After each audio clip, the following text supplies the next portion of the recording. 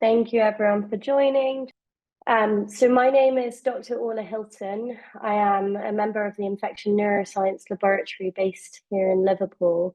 And these sessions have been running for the past 3 years in association with the World Health Organization to try and provide a platform to exchange information about brain health and create a global community focused on improving brain health and understanding it better. We're really excited today to have a team joining us from Uganda, headed by Professor David Meya. And today we'll be talking about clinical experiences from 2 decades of HIV-related meningitis research in Uganda. So it's going to be a really exciting session, and I really hope everybody enjoys it. Please feel free throughout the session to put any comments, suggestions, questions you have in the chat. We really aim for these sessions to be as interactive as possible. So Professor Meya is based at Makerere University in Uganda, and his interest is in central nervous system infections and HIV reconstitution inflammatory syndrome. So he leads multi-site studies on cryptococcal meningitis and TB meningitis treatments and outcomes. And we're really honored to be joined by 2 speakers from his team, Dr. Lillian Tugume, who's based at the Infectious Diseases Institute in the same team, who will be talking about cryptococcal meningitis. And after that, we'll then hear a talk from Dr. Abdu Musubire, who is also based at the Institute, who will be speaking on TB meningitis. And they both have extensive experience within the field. So please do put your questions and engage accordingly. I'll now hand over to Professor Meya to kick off today's session. And thank you everyone for joining. Thank you, Dr. Ola, and thank you for inviting us to share our experiences over the last 2 decades as far as HIV-related CNS infections are concerned. I just have a couple of slides, but before that, I want to acknowledge the support that we've had over the years and the collaborations that we've had with multiple partners from around the world. And we're excited to just be sharing some of the things that we've learned over time. I start off with this slide that sort of highlights the estimated burden of advanced HIV disease, because I think the greatest burden of meningitis that we see now, particularly in Africa, is really resulting from advanced HIV disease.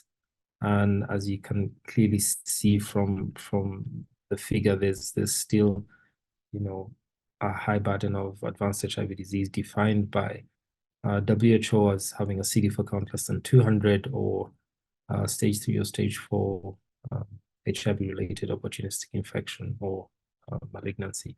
And that's really the basis of, I think that forms the basis of why we still have a lot of these HIV-related meningitis. Over the last couple of years, just really to summarize what we've found is in terms of the burden, and I know between Lillian and Abdu, they'll sort of highlight more on this, but the etiology of meningitis in Uganda, and just taking a snapshot of about 2 or 3 years between 2015 and 2017, we've clearly continued to see cryptococcal meningitis being one of those main etiologies, so cryptococcus being one of those main etiologies of meningitis and presenting as a first episode in about 60% of patients. But beyond that, we see patients who come in with a second episode of cryptococcal meningitis, and they're those patients who have symptomatic cryptococcal antigenemia. But if we had better diagnostics, we'll probably find that a number of them might actually present with, might have very early cryptococcal meningitis. Hard to diagnose and hard to make tales of what's going on with some of these patients, even when they have a serum CRAG that is positive. And then, of course, TB meningitis takes up the other broad percentage of patients with meningitis, sort of looking at those that are microbiologically defined. And then there are those who get empirically treated. So that takes up about 15% of that proportion. We don't really have a lot of bacterial or viral meningitis, but it might also just come down to diagnostics. But we know that approximately 5% of patients with meningitis have bacterial, it might have bacterial or viral origin. And close to about 10% of patients with meningitis just have an unknown etiology. And that remains puzzling because sometimes these patients just end up improving, and unfortunately, some of them have poor outcomes. And just highlighting a bit of TB meningitis, I think the data globally from data published, I think this is about 2021, between 2019 and 2021, highlighting about 160,000 incident cases of TB meningitis globally annually. And unfortunately, almost 80,000 of those, particularly adults, having poor outcomes. The number that get treated is still suboptimal. So only about 70% of those receive treatment. And the proportion of those with, or people living with HIV considerably being fairly high, about 23 to 25%. Among people with HIV, we know that TB broadly is fairly prevalent, and TB meningitis makes it worse just in terms of their particular outcomes. And 6% of all TB deaths are related to TB meningitis. The figure just really highlighting with the dark circles showing where the highest, greatest burden of TB meningitis exists. And the diagnosis obviously is something that we all grapple with. And if there are challenges with diagnosis at tertiary level, particularly in Africa, one can only imagine the challenges that lower level health facilities have in making the diagnosis. I always like to come back to this particular case published in 1969 from Uganda of a 45-year-old Asian businessman who had been admitted with a history of headache and vomiting, and a lumbar puncture that was performed just showed many lymphocytes and no particular etiologic agent could be identified. And he continued to deteriorate and was ultimately referred to a hospital in London where re-examination of the CSF revealed encapsulated yeasts. I've always wondered why these were missed. 1969, this patient gets treated with amphotericin B combined with 5-FC, and he did well. And 5-FC only becomes more, well, I'm not even going to use the word widely available, but becomes available in Uganda, 2 years ago. And so that's a gap between, the late 60s and that's about 50 or 60 years. Things are obvious, and you could look at that in two different ways. Things are improving, and hopefully we will continue to have better methods of diagnosis over the years. And we've also certainly had improvements in availability of drugs. And one hopes that this will resonate around Africa. And I think what's also important is the WHO published, I think last year, the fungal priority pathogens list, particularly to guide research, development, and public health action. And Cryptococcus neoformans, Aspergillus fumigatus, Candida auris, and Candida albicans were listed fairly high on that list. And that sort of brings us to, I think this is my last slide, what we ought to be doing to reduce TB and cryptococcal mortality. There are strategic frameworks around these two diseases now, and there's also been investment, I think more in TB than cryptococcal disease.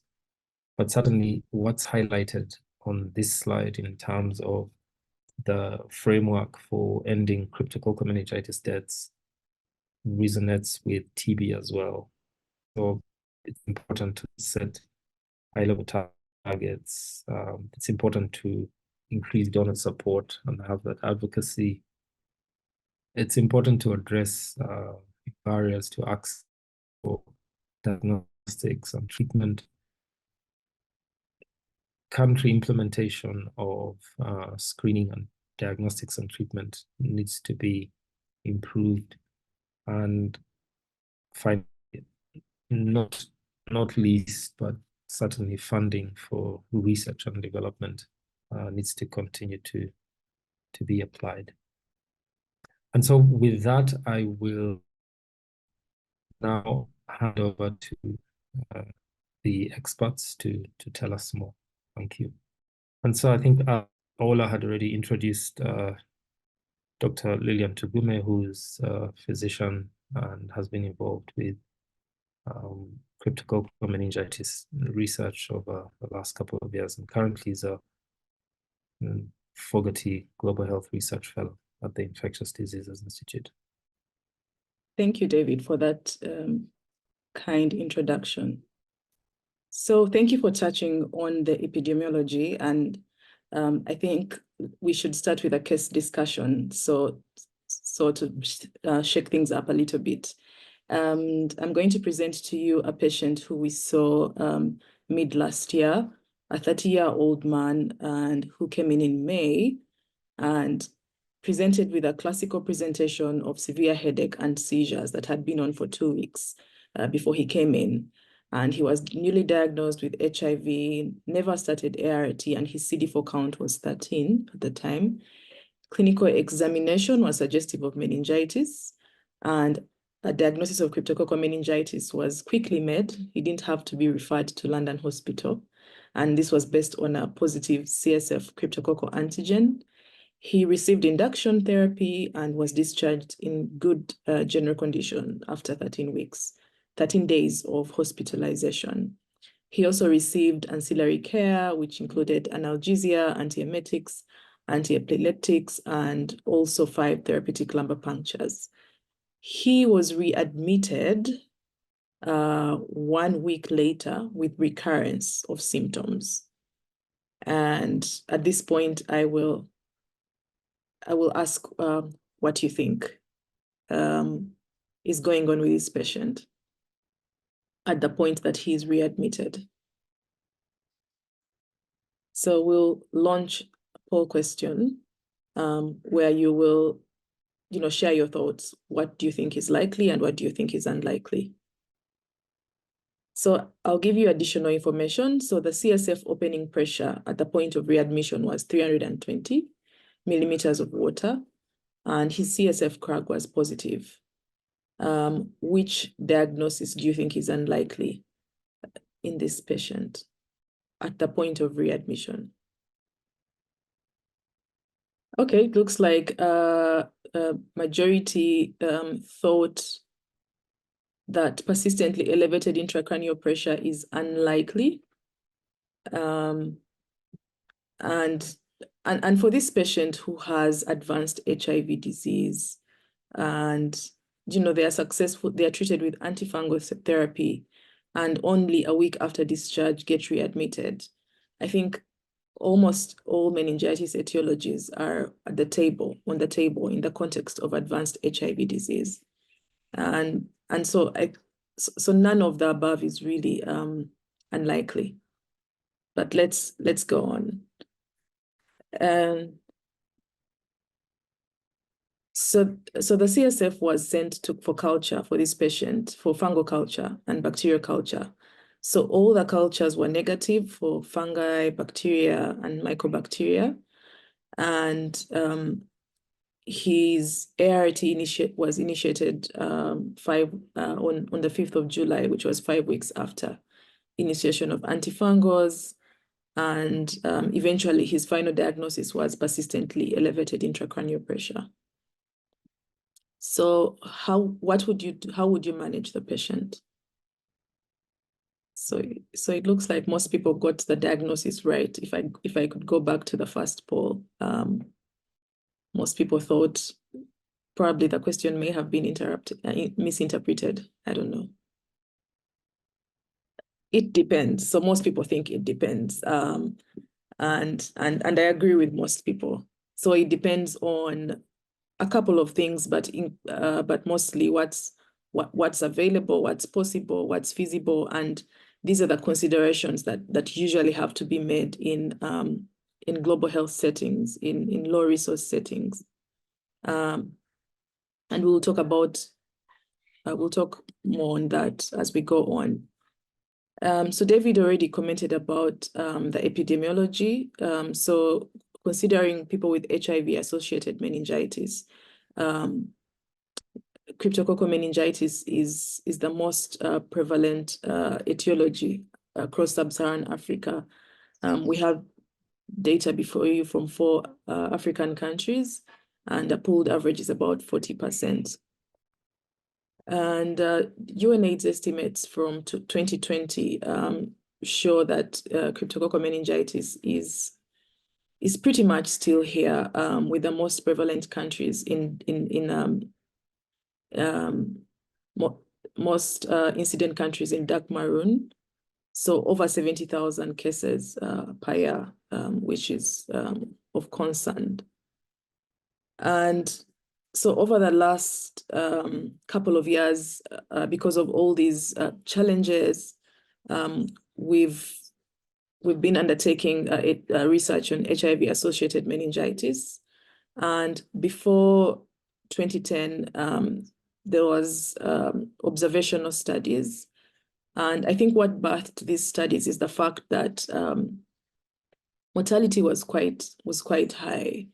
You know, about half of the patients who came in through the doors with cryptococcal meningitis would die at the time. And one of the key observations is that excess mortality seemed to be related to cryptococcal meningitis, immune reconstitution inflammatory syndrome. That's in patients who had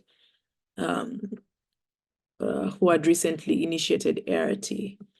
And during this time, we made an observation that deaths were probably preventable by CRAG screening. So the excess mortality following ART initiation among people who had cryptococcal meningitis sort of birthed the court trial, which was designed around optimizing timing for ART initiation. And this trial led to change of WHO guidelines, and it basically showed that ART start deferred to around 4 to 6 weeks after cryptococcal meningitis was conferred a survival benefit. And I will talk more about that trial. And then after 2012, the research team was sort of focusing on improving diagnostics for meningitis. David did show the 8% proportion that sort of no one has an idea what's going on. And at that time, we validated the cryptococcal antigen lateral flow assay as a point of care test for cryptococcal meningitis. And we're thinking through the different diagnostic protocols for patients who come in with a syndrome of meningitis. They have HIV, but they do not have cryptococcal meningitis. And so these were people we dubbed as CRAG negative meningitis. And at that time, making a diagnosis among those patients was complex. And so we this part, my colleague, Dr. Abdu, will talk more about it. But also there were a couple of studies there was a study that led to change of WHO guidelines. So after 2015, the focus was really on treatment, and I will focus only on cryptococcal meningitis. And so at that time, we sort of looked at fluconazole for preemptive therapy for cryptococcal antigenemia. And also there was a negative trial for adjunctive therapy for cryptococcal meningitis using sertraline that was incidentally found to have antifungal activity. And also the ambition trial was concluded in 2019, that again led to change of WHO guidelines. And there's another phase 2 trial called the Adjunct trial that I will also share more on. And there's a couple of trials that are still ongoing. So more on the court trial. This was a trial for optimizing ART initiation among people who are diagnosed with cryptococcal meningitis. And it was sort of a build-up from prior smaller trials that had been conducted elsewhere in sub-Saharan Africa. One by the AIDS clinical trial group, a small trial of 41 participants, where early ART was shown to reduce death, and early was within 2 weeks of diagnosis, within 2 weeks of starting antifungal therapy, compared to initiating ART 4 weeks later. Of course, this trial was not powered enough to influence guidelines. In 2010, there was another trial in Zimbabwe, 54 participants who were randomly assigned to initiate ART either within 24 hours of meningitis diagnosis versus those who initiated later, around 10 weeks later. And so there was a signal from this trial that those who initiated early had a higher risk of death. Again, it was a small trial. There was another one, 2013 in Botswana, an even smaller trial that showed higher risk of iris among participants who were randomized to earlier ART without a significant survival benefit. So with this equipoise, the court trial was birthed and really confirmed that deferring ART to around 4 to 6 weeks later conferred a 15% survival benefit compared to initiating it earlier. And this is the trial that led to change of WHO guidelines. I will also highlight the more recent trial, and that's the Ambition trial that was concluded in from 2019 to 2022. And Uganda this was a multi-country, multi-site trial, and Uganda was one of the sites. So the single dose liposomal amphotericin B was the experimental regimen. So this was a single IV infusion of liposomal amphotericin B at 10 milligrams per kg. So usually it's 3 milligrams per kg. So this was 10 milligrams per kg, significantly higher as a single dose. And this would be combined with oral flucytosine and oral fluconazole for 14 days. The control regimen was the standard of care recommended by WHO at the time, and that was 7 doses of IV amphotericin with flucytosine for 7 days, and then fluconazole in the second week. So it was a non-inferiority trial, and indeed it confirmed that this new Ambition regimen was non-inferior, and mortality below 25% was possible. And not only that, but this regimen was safer than the standard of care at that time. And it was quite impressive because these results were published in the New England Journal of Medicine in March 2022. And by April, there was WHO rapid advice on this new regimen. And with concerted efforts from implementing partners and also the trial investigators, people in resource-limited settings were able to access these medications around by 3 months from publication of the trial results. So Lillian, we need to move along. I think okay. Yeah. So this will be the last slide. So this, from my experience in a real-world setting, the survival is really comparable to what was observed in the clinical trial. I will stop there for now and just acknowledge the rest of the team that has sort of put this together. Thank you. Okay, thank you, Lillian. The next speaker is going to be Dr. Abdu Musubire, who is also a physician by training and has focused his work around the neurological aspects of clinical care and clinical research. So Abdu is also a recent recipient of the K43 NIH grant and recently completed that. So Abdu, please go ahead with your Okay, thanks a lot, Prof. David. It's a great honor to make this presentation. So we are going to talk about TB diagnostics challenge. So Lillian has done a great job in presenting about crypto.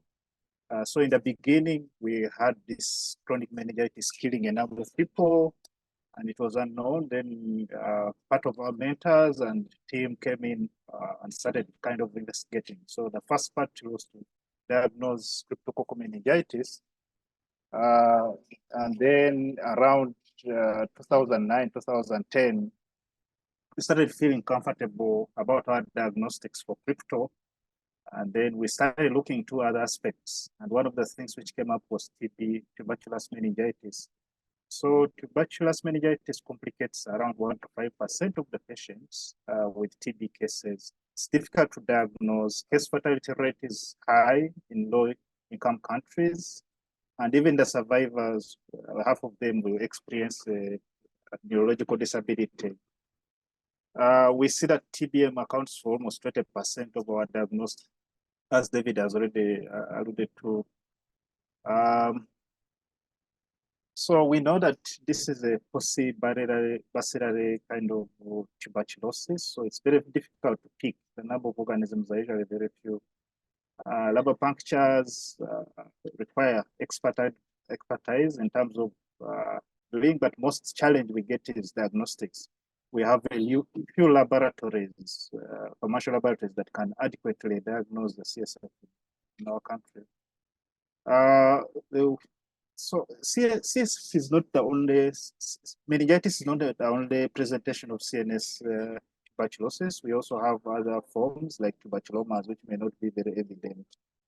And then we have the typical presentations. In one of the papers written by Fiona, you'll find that 30% of TB cases don't follow actually the norm. They have a cellular CSF, which makes it a very big challenge from what we have studied in HIV negative patients. We also use very limited imaging because of cost and availability. And currently we are struggling with the standard diagnostics, which have good sensitivity. So we undertook a task to try and understand how we can identify, diagnose TB. We see that culture is 50 to 70%, but that is against consensus case definition. This looks to be like the gold standard at the moment, but studies which investigate diagnostics are usually varied. Some use case definition, others are using just a composite. A composite is when we have either culture or gene expert.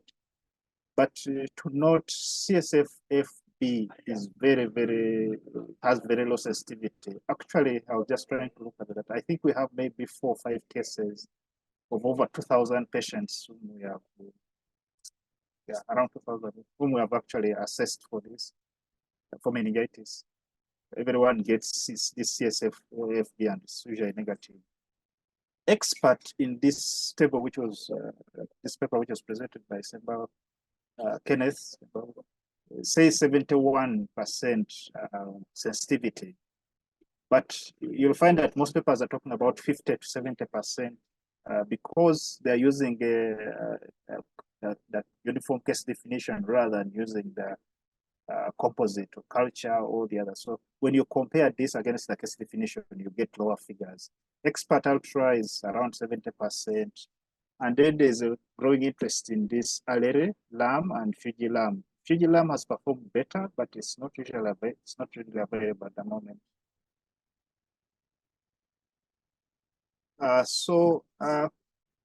think to start with Lillian's story, 2010, when we did the court trial, we had some bit of funds to try and investigate other causes. So by then, we're trying to look into how best to diagnose TB. FB smear was still the standard of care. Then around 2015, expert had come into the picture, but we know that's around 50, maybe 40 to 60, 70%. With centrifusion, we could get a bit of a better result.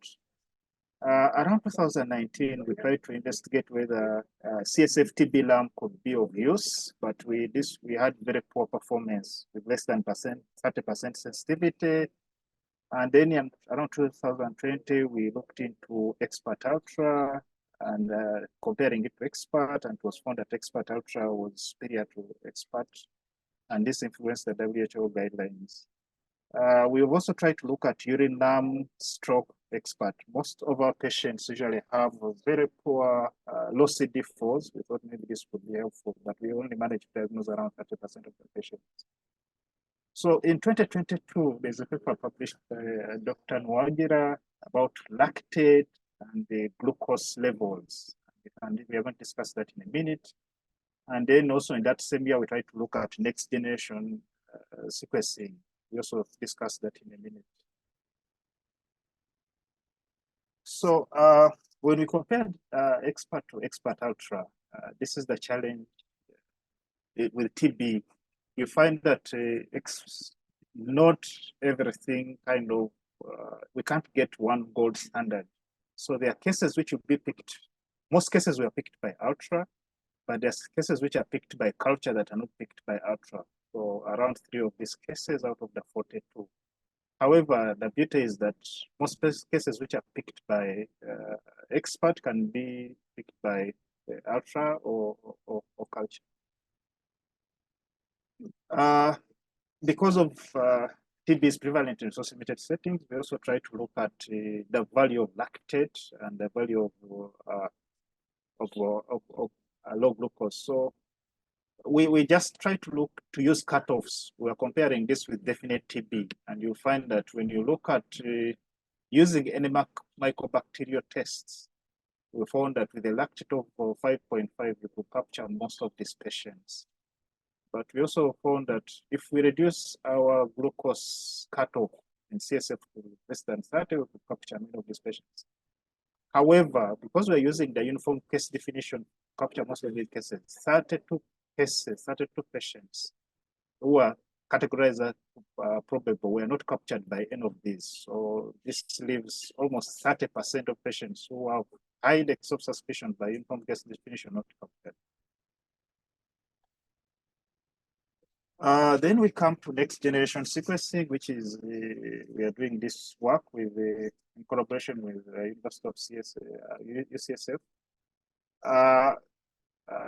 We find that in this population, which has been analyzed, we find that a population of TBM, which was around 39 patients, at least 3/4, that's 29, were captured by next generation sequencing.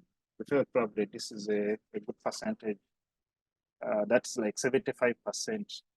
However, because we are testing all samples of CSF which don't have a diagnosis, we found additional 5 samples with this, which were positive on next-generation sequencing, but they're not captured anywhere in either the probable or the definite TB. And then in the probable TB, only managed to capture 3. There's another publication by Dr. Cresswell, which has found out that the sicker the patients, the less you can capture, can get this PCR test positive. So we are trying to understand why. So then we come to the next level, which is a CSF protocol. So we found also this to be very helpful because you kind of have to have a system which is a bit more comfortable and cost effective. So this is the protocol we use in our settings. If someone has meningitic symptoms, we first do a bedside crag. At this time, we also do a glucose and a lactate. So at that moment, we decide if the crag is positive, we go the cryptococcal fluid. If the glucose and the lactate kind of are within our means, we go within the range 5.5 for lactate or glucose less than 30%, we go the other diagnosis. We rule out bacterial, but we know this is less than 5%. So for most of the time, we are looking for tuberculous meningitis. And when we fail, then that's when we go to multiplex PCR verifier, specifically what we use first. So we see the trends, 2010 to 2012, we screened around 314 patients, 11% were TBM, definite and probable were 22%.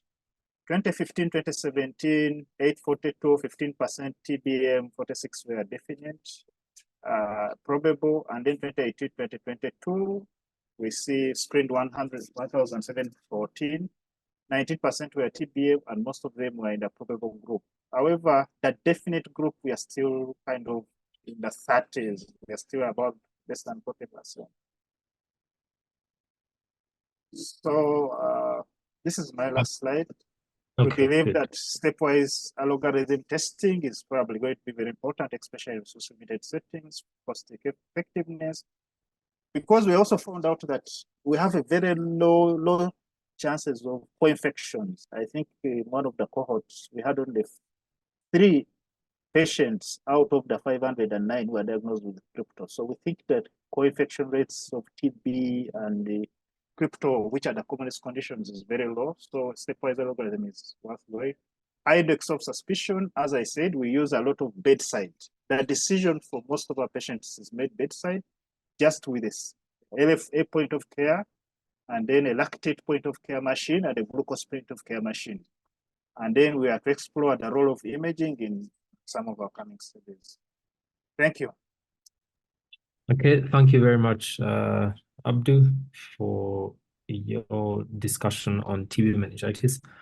We'll now have the discussion open, and there will be, I know there have been some questions in the chat already, and maybe just to open that up, if you do have questions, please type them in the chat.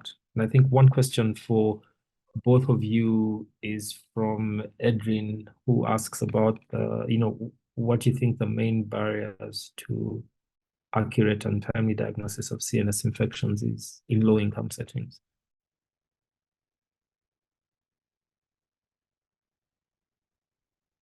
Whoever would like to can go first. I mean, I made some comments in the chat, but I don't know what your thoughts are. Abdu or Lillian? Yes, I could take this one. So Abdu showed a slide that was sort of approaching the challenges right from, patient presentation. So one, patients tend to present late, and first of all, getting the specimen, the clinical specimen, lumbar puncture, requires expertise, and also some patients are reluctant to have lumbar punctures done. That can also be a barrier, and for meningitis, other than cryptococcal meningitis that has a an accurate point of care test, it gets even more challenging in availability of diagnostic tests. So all that contributes to the delay. Okay, Abdu, your thoughts? Yeah, so I think there have been a lot of success with crypto, and we are still hoping that we can probably break through. But in addition to what Lillian has mentioned, I just say maybe I think we could employ this point of care tests. The logarithm, I think, is a good solution to this. So maybe more people are not using. If you don't use it, it's very cost intensive. I think we're talking about $50 per patient, and we cannot afford that. Then the other thing, so if you used one, an algorithm, two, if you use the point of care test we've talked about, in our settings, the CF, LFA, CRAG, two, a lactate machine, if you get a lactate, three, if you get the glucose. I think we have very promising results from Edwin's work. The other thing which is in place for us is that the meningitis team does a lot of screening and then looks out for these patients and doing a lot of training of health workers in LPs in our country. That's usually a bit of a problem. Health workers have a fear. There are things which have been talked about, like contraindications to LPs. We found that most of our patients, we may not need imaging, especially if they have crypto. But they are a bit, of course, it is maybe important in another type of meningitis. But for most, if we don't have obvious focal deficits and they're not deeply comatose, we just go ahead and do a lama puncture. So there are a lot of fears and a lot of which are put in the international guidelines, which may not actually be very applicable. Thank you. Okay, so Edwin also had a question. David, I just wanted to stress that Abdu is referring to CSF lactate, not blood. Yeah. Okay. Then Abdu, I think Edwin is also asking about the patients who are who have definite TBM. Does he? I think he's asking whether you think those particular proportion of patients is getting larger over the years due to change of case definition, or if you think there are other reasons why for TB meningitis. So I think, as I showed, the definite TBM, the proportion is not growing bigger, and that's a bit of a concern for us. That is why we are still back into the field. We are anywhere around 30% in this. I think one of the slides, 22, then 36, and then something like 29. But a few things are happening. One is we are doing a lot of screenings for this meningitis. So we really look out for anyone who has meningitis. Two is we are sticking to the universal case definition. Actually, when you read about the performance of these tests, the challenge is what standard, gold standard that you are using. When people tend to use the universal case definition gold standard, they tend to have lower kind of performances for these tests. But when they use composite, so composite is you get any other test positive and you compare against another test, you tend to get higher. So I kept thinking, I'm not a guru in TB tests, but I'm wondering whether, I know that universal case definition came out of very good kind of research and it's a very nice paper, well written, but it's maybe something we are looking into further. We have hope that maybe with the next generation sequencing, we may get a better result. But unfortunately, to answer your question, we improved slightly from expert to expert ultra, but beyond that, we have not really progressed. Okay. There's a question from Lena Matata on whether you've found a role of 1,3 beta D glucan for cryptococcal meningitis. Lillian. That's a good thought. I don't believe we have looked at this no, we haven't looked at it. We know that it's helpful for diagnosing fungal infections, but we haven't looked at it. David. I don't know what Yeah, you I think variable expression of the beta D glucan in CSF. So it hasn't, and they're better diagnostic methods anyway. So that it hasn't really taken root. Chris Fernandez, I think, is asking whether you usually wait for the CSF to turn negative when you use single dose treatment for cryptococcal meningitis. So I think this when patients get discharged. Did you want to make a comment on that, Lillian, for the new single dose? Yeah, I hope I understood the question. The question is around whether at what point does the CSF crab turn negative? We don't really know, but one thing we know is that the CSF crab really does persist up to years following CNS cryptococcosis. So that's probably not a good marker. I think the question is, would you wait for the culture to turn negative? And I think that the data shows that's not important. At what point the culture turns negative. So to answer your question, no, we do not wait for the CSF crack to become positive. It persists in the CSF for years. Okay. And Katika Maharani had a question. Do you often see patients with crypto-indefinite TB meningitis, particularly very advanced HIV, and how do you manage? Abdu, you want to have a go? Yeah, so I mentioned that in Jane Ellis's paper, I think 2019, there were only 3 patients out of the 509 who had confirmed crypto. So these patients are usually very rare in terms of definite. So for most of the time, maybe it may be probable. We treat most still TB treatment, TBM treatment is from high index of suspicion. So when people have this, then we may consider treatment of these patients, taking into consideration drug interactions. So I think with rifampicin, you have to double the dose of DTG or use rifampin. So all these these are put into consideration.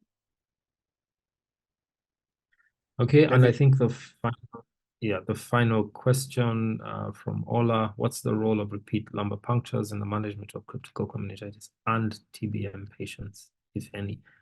So perhaps each of you could take 30 seconds to just highlight the role of raised intracranial pressure management, and then we will end the panel discussion. Thanks. So repeat lumbar punctures as for managing intracranial pressure, and that really improves survival. Also, regardless of whether the open pressure is high or low, we found that patients who get at least two lumbar punctures better than those who do not get any lumbar punctures, irrespective of what their opening pressure is. And that is for cryptococcal meningitis. Over to Abdu. So tuberculosis, yeah, there are no studies to declare how important the role of repeated lumbar punctures in tuberculous meningitis. But occasionally we have had to do repeated lumbar punctures in patients who have hydrocephalus. The issue is that the standard is if someone has hydrocephalus due to tuberculous meningitis, they should have a neurosurgical procedure, a shunt. But in our most settings, and from the discussions we've had with our collaborators, we find that in a number of countries, a number of settings, neurosurgeons don't want to going. So for most of the time, people who have hydrocephalus communicating, we may do repeated lumbar punctures, but this has not been studied. It's something we may look into. Thank you. Okay, thank you very much, both. And I will, I guess, hand it back to Ola, but I think before I do that, just to thank everyone who joined. There are obviously still challenges with diagnostics, knowledge gaps for healthcare providers, but again, continuing to do research around better diagnostics and better treatment is something that we all should be thinking about. And I think for CNS infections, clearly particularly meningitis, I think ultimately, community engagement around improving acceptance of lumbar punctures is key. And it's both ways for the patients and then healthcare providers who don't want to do lumbar punctures as well. I think enhancing the capacity of health facilities to perform lumbar punctures, I think is something we should all be thinking about. So Ola, I'll hand it back to you to close. Thank you. Great, thank you very much, Prof. Meya. And thank you so much to Dr. Tugume and Dr. Musubire as well. I don't think I'll be the last person saying that was really, really interesting and gave us all quite a lot to think about. And just a general scope of where we are currently in terms of the management of these conditions. I have about 2 minutes to run around some slides. So part of this exchange is to try and show opportunities and share opportunities across the world that we can work on together to sort of improve our own knowledge and each other's knowledge of brain infections. Just to highlight today very quickly for everyone's interests, we've had representation from over 20 countries across the world, which is incredible. And a variety of different settings, so both urban and rural individuals have joined today, and people from all levels of training, so from professorship down to sort of medical student or associated level. So these sessions are really important, and thank you so much to everybody for coming. I will run through a couple of opportunities. So the first is just to highlight that Liverpool's brain infections course is happening on the 19th to the 20th of June this year. And if you scan the QR code, there is a scholarship for nationals from lower middle income countries, which will fund the registration fee and some money towards accommodation expenses and transport. So the deadline for this is the 22nd of March, and you can either go onto the website or scan the QR code to learn more about it. But this is a 2-day course, and a scholarship does exist for people from low and middle income countries. The next is, this unfortunately is for UK registered healthcare professionals, but Liverpool is still accepting applications for their clinical PhD studentships for health priorities in the Global South. So that's just to highlight applications are still open for that. The next thing which I really want to plug is our own neuro-infectious disease e-learning modules. So if you scan the QR code there, if you register for our neuro resource hub, we have lots of e-modules on neurological infectious diseases to share, which are appropriate for medics of all grades and clinicians, and indeed scientists if they're interested to do them. They are absolutely free, so please sign up and register for them through the code or just look it up on our website. And then our next session, just to make everyone aware, is going to be on the 22nd of March from 2 to 3 p.m. UK time, which is going to be using virtual technologies to build capacity in global neurology. So again, this is going to be a really interesting session. And I also think quite relevant to what we've been talking about today, because technology might be really instrumental in trying to improve diagnostics. So we have Professor Ali Salash from Cairo, who will be chairing that session, and 2 wonderful speakers from the University of Zambia and from Aga Khan University in Nairobi in Kenya. So the signups will be starting for that. Again, that's on the Global Brain Health the Global Brain Health website. And signups will be starting for that very, very shortly. So do make sure you follow the news on that and sign up to that session on the 22nd of March at 2 p.m. I'd just like to finish by thanking again all of the speakers and Prof. Meya for the incredible work that they do and for joining us today. It's been an amazing session. And thank you very much both to the WHO Brain Health Unit and the University of Liverpool. for all of their help in putting these sessions together. And I hope everybody enjoyed it. So thank you very much to all of you for attending, and hopefully see you on the 22nd of March for the next session.